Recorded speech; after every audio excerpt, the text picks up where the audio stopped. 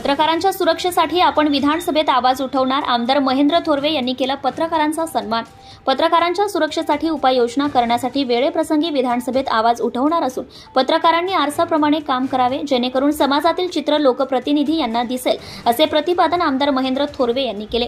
बाळशास्त्री जांभेकर मराठी भाषेतील आद्य पत्रकार आहेत। त्यांनी मराठी भाषेतील पहिले वृत्तपत्र दर्पण 6 जानेवारी 1832 रोजी सुरू केले होते।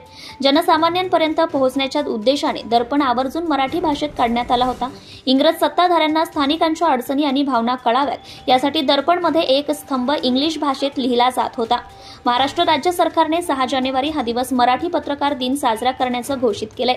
आज पत्रकार दिनाचे औचित्य साधून कर्जत खालापूरचे आमदार महेंद्र थोरवे यांनी पत्रकारांचा सन्मान केला। यावेळी आमदार महेंद्र थोरवे बोलत होते। ते पुढे म्हणाले, पु ल देशपांडे यांनी म्हटल्याप्रमाणे पत्रकारांनी मांजरासारखे काम केल्यास समाजात घडणाऱ्या अनेक घडामोडी आम्हास त्वरित कळतील, त्यावर उपाययोजना देखील करता येईल। बोलताना काही पत्रकारांनी सुरक्षा, निवास व्यवस्था आणि विमा पॉलिसीची मागणी केली, तर काही पत्रकारांनी समाजाच्या आणि पत्रकारांच्या समस्या मांडल्या। यावेळी महाराष्ट्र राज्य मराठी पत्रकार संघाच्या वतीने रायगड जिल्हा अध्यक्ष राकेश खराडे, खालापूर तालुका अध्यक्ष राहुल जाधव यांनी आमदार महेंद्र थोरवे यांचा सत्कार केला। यावेळी खालापूर कर्जत तालुक्यातील पत्रकार मोठ्या संख्येने उपस्थित होते। महाराष्ट्र न्यूज लाईव्ह साठी तालुका प्रतिनिधी अर्जुन कदम। कारण जे काम केलेलं नसेल त्या कामाच्या बाबतीत चुकीच्या पद्धतीने बोलत असेल तरच आपण त्या गोष्टी बोलतो, अन्यथा एखाद्या विषयामध्ये जर कोणी पत्रकारांनी आपली बाजू मांडली तर ती समाजासमोर आली पाहिजे। मी तुम्हाला छोटंसं उदाहरण ज्या ठिकाणी पु ल देशपांडेंचं दे। पु ल देशपांडेंना एकाने विचारलं की खरा पत्रकार कसा असावा,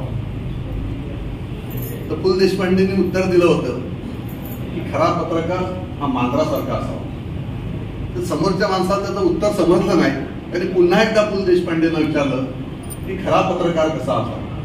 पुन्हा पु ल देशपांडेंनी उत्तर दिलं होतं की खरा पत्रकार हा मांजरासारखा असावा। तर त्यांनी सांगितलं होतं की दिसेल त्या भांड्यामध्ये तोंड घालणारा पत्रकार असावा। तुम्हाला हा शब्द चुकीचा वाटेल, परंतु समाजामध्ये जे काही चुकीचं घडत असेल ते आपण समाजासमोर आणण्याचं काम आपल्या लेखणीतून आपण करावं।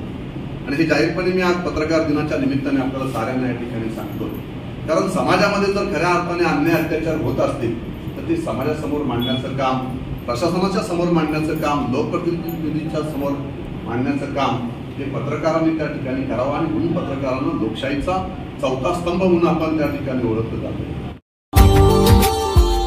Subscribe now and press the bell icon.